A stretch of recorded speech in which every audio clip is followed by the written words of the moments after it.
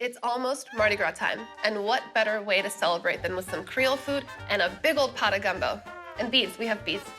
Can I throw beads? Is it bead throwing time? And you get a bead. And you get some beads.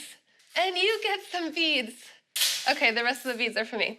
But this is Ancient Recipes, so we're not gonna make any old gumbo. We're gonna try and recreate a gumbo that they would have had in the 1700s, long before Mardi Gras parades. Hey there, I'm Sohla el-waylly, and this is Ancient Recipes with Sohla.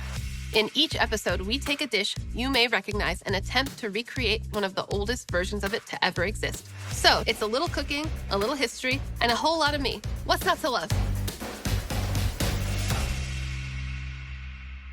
So the gumbo we're gonna make is a little bit crazy. It's got ham, it's got beef, it's got crabs, it's got shrimp, almost every kind of gumbo protein all in one pot.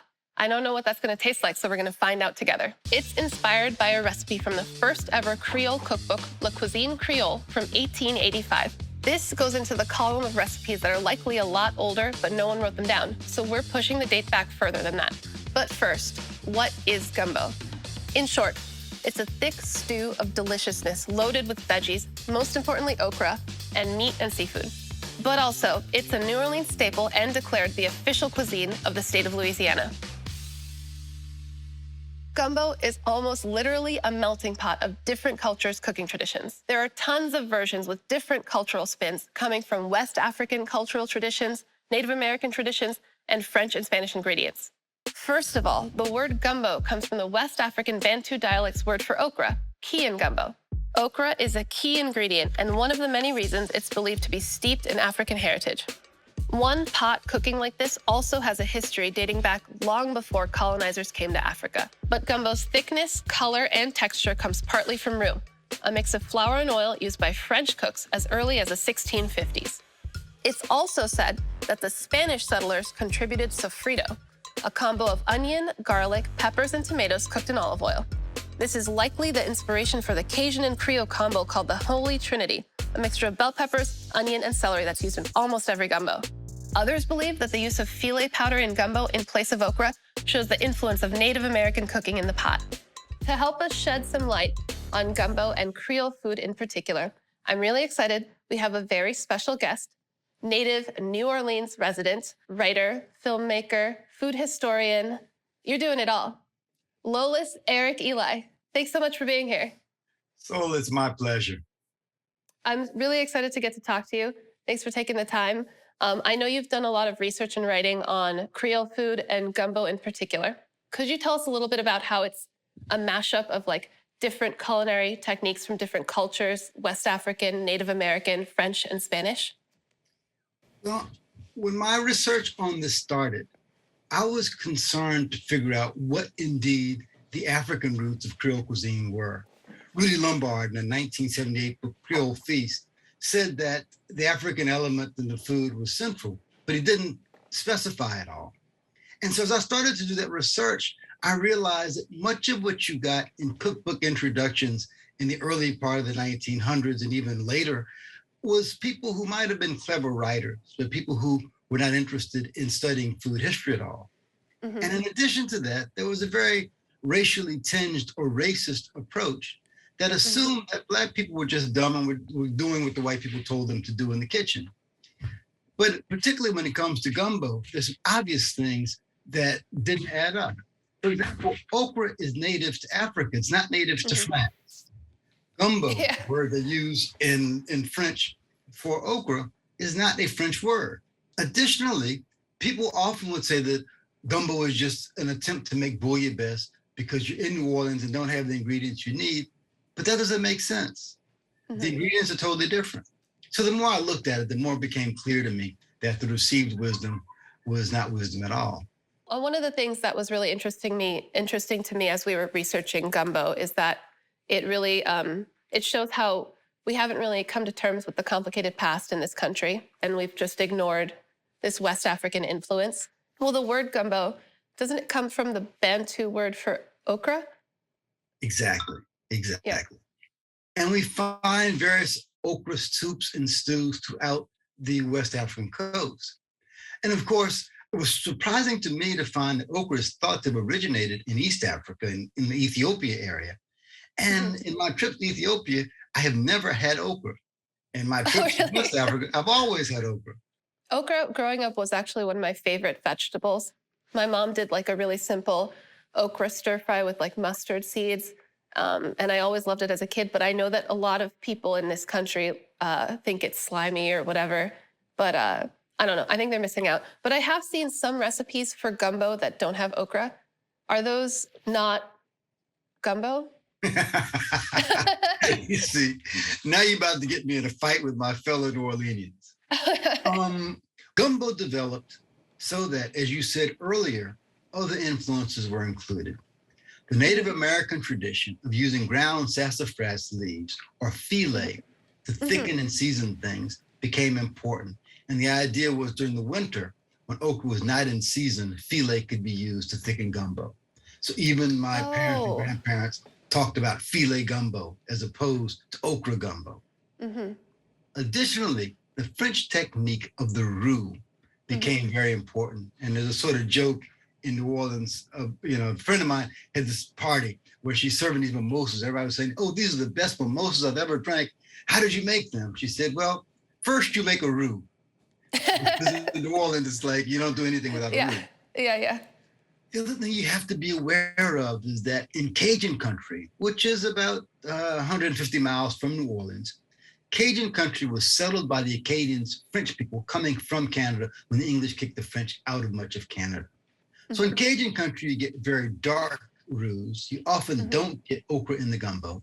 And usually you have sausage and some kind of bird, either duck and andouille or chicken and andouille or turkey and andouille. Traditional Creole gumbo has smoked sausage and shrimp and crab, which you often don't get in Cajun gumbos. I think what happened is that as the Cajun food craze swept the country in the 1980s, Cajun gumbo became the standard. And in most New Orleans restaurants you go to now, you get some version of Cajun gumbo with a thick, dark roux. Wow. I feel like you just dropped a lot of knowledge on me. Like really, just like, so I think that I've always heard people lump Cajun and Creole together. And I feel like when I've had gumbos now, I'm realizing it's always been dark roux, it's always been andouille. So that's more Cajun. I didn't realize I have it. I don't think I've had like a proper Creole gumbo. I'm starting to realize now. So I'm really excited to make this one. So the gumbo we're gonna make today has a lot going on in it. It's got ham, beef, crab, and shrimp. Does that sound good to you? Is that accurate? Do you think we're going in the right direction? No, it's definitely accurate because people do different things. There's something that is somewhat true, but also that I don't like. But people say, oh, gumbo is whatever you got in the refrigerator. And I'm like, no, that's very disrespectful. So what color should I take the roux? Because, there's like a wide range of browns you could go. Leah Chase, the late great chef Leah Chase, used to say she would look at her skin to judge the color of the roux. What I will say to you is Leah Chase was lighter than me and a little darker than you. So I would look at your color and let it go another minute. All right, I like that. That's a really good way to do it. Okay, I'm really excited. I think this is going to be the first time I've had this kind of gumbo, so I'm really looking forward to it. Thanks so much for joining us, but I have another question for you. Okay, so we like to take ancient recipes, like take a dish and trace it back to its origins, find out, where it came from. What is one ancient or modern dish that you'd like to see us trace back? Wow.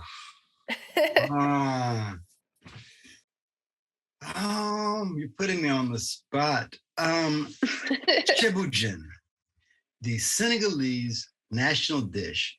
Cheboujin means fish and rice. And it is now such a complicated dish where you stuff the fish and you got several varieties of vegetables. So I assume that it has evolved. So that's a dish I'd be very interested in the origins of. Oh, that's awesome. That's such a good answer. All right, I'm really excited. I've never even had that. Thank you so much. I really did learn a lot right now, so I feel prepared to dive into my gumbo. I'm looking forward to seeing it, Sohla, and to eating with you at some point in the future. Like I mentioned before, the inspiration for the gumbo we're making today comes to us from La Cuisine Creole from 1885. But we wanted to make it more 1700s. So that original recipe didn't have celery or roux. Roux would have been the rage back then, so we added some roux, and we also wanted to complete the Holy Trinity with some celery. The first thing I'm gonna do is sear off our beef and pork knuckle in some lard. So I'm gonna heat up some lard to sear my meat. The recipe said beef. We decided to go with short rib because this is gonna cook for a while, and the great thing about short rib is it has a lot of connective tissue, so it's gonna get really nice and tender from the long cook. If you go for like something leaner like chuck, it might be a little bit tough, but I think it's pretty likely they used whatever beef they had. The earliest gumbos are said to have cold meat or fowl, rabbit, wild turkey, even squirrel. We're gonna use beef and ham knuckle today. So I'm seasoning up my meat before we sear it. Always a good move. And let's see how hot my fat is. Oh yeah, I hear a sizzle. And we wanna get some nice golden brown color, so you don't wanna overcrowd the pan. That's really important. So make sure that everything's got some like room to breathe. We're gonna actually do this in a couple of batches to make sure that it doesn't just sweat. If you add a whole bunch of meat in the pan at once, it just kind of comes out gray, you know? Why even bother searing at that point? Hey, we got a little color. We're not going crazy here. Okay, we need a little more color. You know, the best thing to do when you're searing meat is to just let it sit put. But like, I get really tempted to get in there. The first known reference to gumbo was discovered by Gwendolyn Midlow Hall, and it was found on a handwritten transcript of an interrogation of a 50-year-old enslaved person named Komba. Let's see how some of our cubes are doing. When your meat is ready and brown, it just releases itself. If you get in there and poke something around and it's not flipping, it's not ready. It doesn't want to move. So I'm gonna give these guys a quick flip.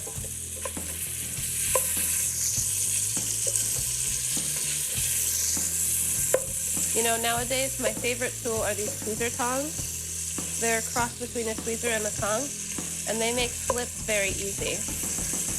It's like a giant surgical tweezer, but they definitely didn't have those back then, because they didn't even have those like 10 years ago. Oh yeah, there's some good color there. Oh, thank you. Okay, we're switching it up. This is as close as we're gonna get to my surgical tweezers that I really like to use. Okay, so once we get some good color on both sides, I'm gonna pull it out, and we're gonna keep going, adding some more pieces in there one at a time. And this just helps really develop a lot of flavor. When you brown meat, it just like, that's when I think it tastes meaty. You know what I mean? I'm not a big fan of boiled meat, so I think this is gonna be really tasty. Those brown flavors bring a lot to the party. Tying Mardi Gras and gumbo together, there is a type of gumbo that's made with just greens that you have during Lent. The famous chef, Leah Chase, had a dish called verves, which is a classic example of this. And that gumbo actually brings us closer to its African roots. And what's great is when you brown meat, you get all this like brown stuff at the bottom of the pot. That's called fond, and that is pure flavor. I think it's the best part. So you don't ever wash your pot. If you've got stuff like that, you deglaze it. This time we're making a stew, so all of that brown stuff is gonna end up right in our gumbo. But if you're just like making a steak or something like that, don't wash your pan. Add a splash of water or wine or anything and make a pan sauce.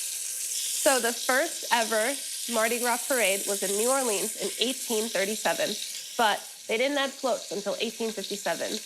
And the first ever Mardi Gras celebration in the country was in 1703 in Mobile, Alabama. Okay, I think one side is seared. That's good. So we're just gonna, make it happen. Move on to roux. All right, last bit.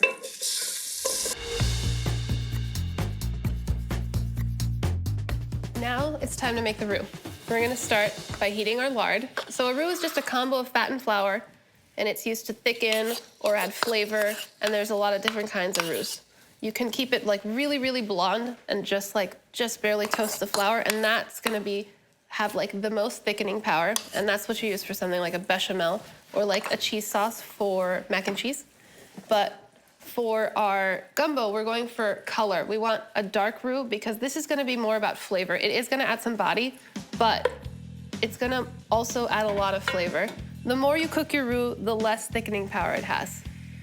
So we're gonna melt our lard. It's really important for your fat to get really nice and hot before you add the flour, otherwise it can clump. So we're gonna wait until this gets totally melted, and we're gonna know it's hot when those little brown bits that are still at the bottom of the pan start to like sizzle and kind of dance. And that's when it's time to add our flour. You can dump it all in at once. And you have to keep stirring your roux. It actually takes a long time. It's like a long process. People make it with oil, people make it with butter. Today we're going with lard. But you just keep stirring until you get the color you want. I always thought gumbo had to have a really, really dark roux. But I guess what I learned from Lawless is that's Cajun gumbo. But today we're going Creole, so we're gonna go for like a peanut butter color. Now, I believe our fat is hot. See that little bit? It's sizzling, it's dancing. That's how we know. Flour going in. Exactly like that. So I'm gonna stir this in. I've seen, there's a lot of different ways to make your roux. You can cook it in the oven, and if you're doing like big batches, you can cook it in the oven and then you don't have to like constantly stir. You can go at like more moderate temperature, but this is just a little bit, so it's more efficient to just do it on the stovetop. If you make a lot of food that includes roux, something I've seen a lot of people do is just like make a big batch of roux and just have it. Just have roux in your fridge. Then when it's time to go, you're ready to go. Now, Mardi Gras and Fat Tuesday has been celebrated since the Middle Ages. That's the day that you just gorge yourself on meat because you're gonna have to abstain for 40 days. But in the 1500s, it was banned during the Protestant and Catholic Reformation. But then it came back stronger than ever in the South. Okay, so our roux is this nice, roasty, deep peanut butter color, and I think that's perfect. Now is the time to add our Holy Trinity. So we've got our onion, celery, and pepper. You gotta be careful when you have hot roux. You don't want that splashing on you. That's a bad burn. That is a very bad burn. I'm speaking from experience. All right, all of our veggies are going in. And now we're gonna add our okra, which, as Lawless told us, it's like, this is a vital ingredient. I love okra. And it's got like a really unique texture. You know, it's gonna add a lot of body and help thicken it. And I don't know, I know a lot of people don't like okra, but I think you just gotta give it a chance. Maybe you just haven't had the right okra, you know what I mean? In the summertime when it's okra season, we have it like a couple times a week. It's one of our favorites. All right, I'm gonna turn up the heat and we're gonna cook this with a big pinch of salt until it like wilts and gets nice and tender. I'm gonna mix it up and make sure everything gets coated in that roux. And that's gonna help wilt our veggies down. We've developed a lot of color with the meat and the roux. So here we're just looking for a nice sweat, which means we just want everything to get warm and wilt and the moisture from the vegetables to come out. The salt's gonna really help with that too. Now, Lawless touched on this earlier, but there is a big difference between Cajun and Creole, and they always get mixed up together. So Cajun, the food's a little bit more rustic. They come from the countryside in Louisiana, and it's more rustic and French. While Creole is all about New Orleans, their food is more eclectic and multicultural, and their gumbos usually have shellfish. Okay, so our veggies have wilted, and now it's time to add the crab and the beef and the ham knuckle. It's all going in, and it's all gonna kind of sweat together for a few minutes. This is what's like kind of unique. Most modern gumbo recipes add water to the pot at this point, but we're gonna like stew it all together before adding water. But like, it doesn't seem that crazy to me because there is this technique that you see a lot in African food, Caribbean food, and South Asian, where you kind of, when you make a braise or a stew, you cook everything together dry for a bit before you add the liquid. And where I come from, Bangladesh, it's called puna. I'm sure there's a different name for the technique in different regions, but it doesn't seem like that wild of a technique to me. I think that it really helps develop the flavors. So it's almost like everything is gonna have a nice sweat together and, you know, get direct contact with the fat and the heat before we add the water. So in 1838, it was said that gumbo was presented as a gift to Britain's Queen Victoria. I wonder what she thought of it. I know it's getting a little slimy now, but don't get scared. That's all gonna make this gumbo super thick and silky and luxurious. This has all had some time to sweat together, and now I'm gonna add water.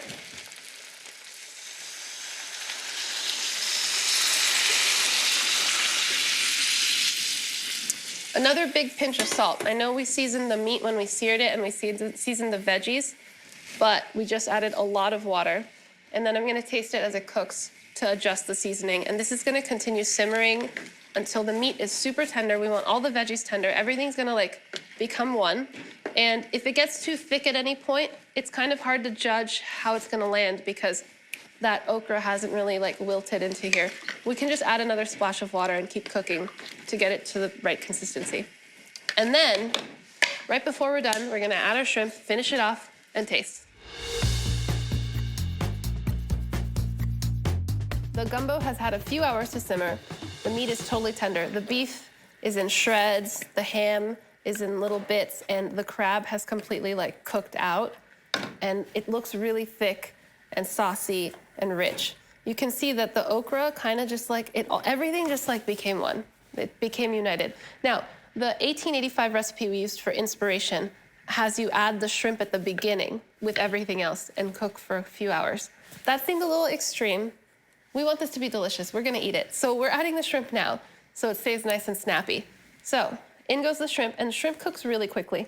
We're just gonna let it heat up until it gets nice and pink. You know shrimp's cooked when it starts to curl a little bit, and it's gonna look totally opaque. What's cool about shrimp is it like almost happens in front of your eyes. It's like, boom, raw shrimp, cooked shrimp. So we're gonna let this cook for a couple minutes so our shrimp gets nice and opaque, and we finally get to taste.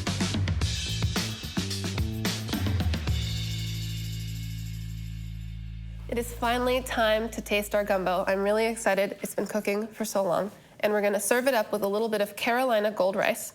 So this type of rice would have been really popular in the 1700s and 1800s. It definitely was the gold standard around the same time that they would have had this gumbo. It kind of fell out of popularity in the 1950s because it wasn't the most efficient rice to grow, but I'm really happy because it's really come back in fashion. It's a heritage grain, and if you look carefully online, you'll see it. It's easy to find now, and I love it. It's one of my favorites. So I'm really glad that we're gonna have it with our gumbo. Okay, so this is a really nice color. Let's pour it on top of the rice. Oh, I wanted to ask Lolis if you put the rice on top or on the bottom, because I've seen people do both. I don't know if there's like a proper etiquette, but it's like cooked down, it's like super thick. So one thing that I learned from Lolis is that the only gumbo I think I know is Cajun, because I've only had it with like the super, super dark roux. So I'm excited to try it with this more peanut butter color roux. Let's dig in.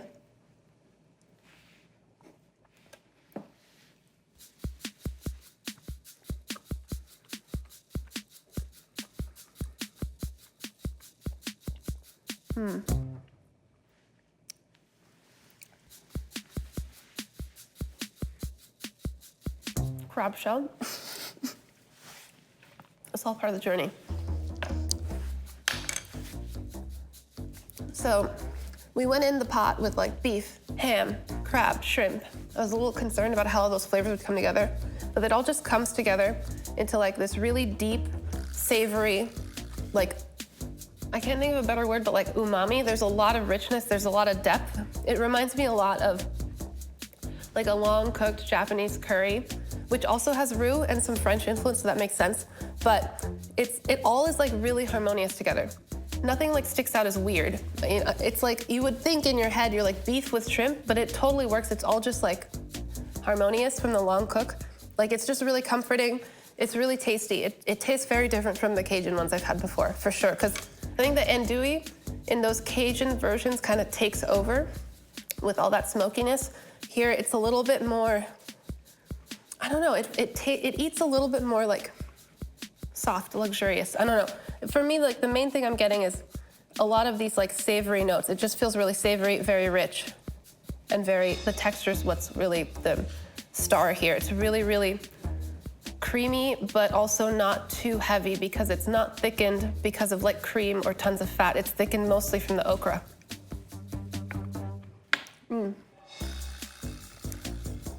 I don't think there's like any way to make a shortcut gumbo because it's all of these flavors really came together because of that long cook.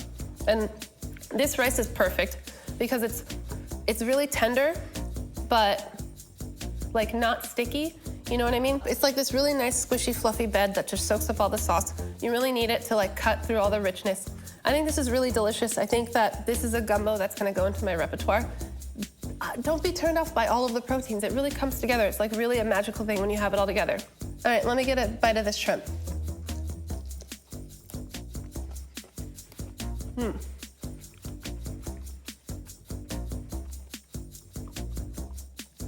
The shrimp is really like sweet, snappy, and tender. It has like a really nice mild flavor that works really well because we got tons of flavor in this gumbo. It's really deep, it's really meaty, there's so much savoriness. It all just like, it's very harmonious all together. The crab, the beef, the ham, the pork, like nothing sticks out more than the other. I think it all works so well together. I wanna have this pot to myself. So I think it's time for you to go now. So if you like this episode, be sure to like and subscribe. If there's an ancient or vintage recipe you want me to try out, let us know in the comments and I'll see you next time and I'm gonna be enjoying my gumbo with some beads.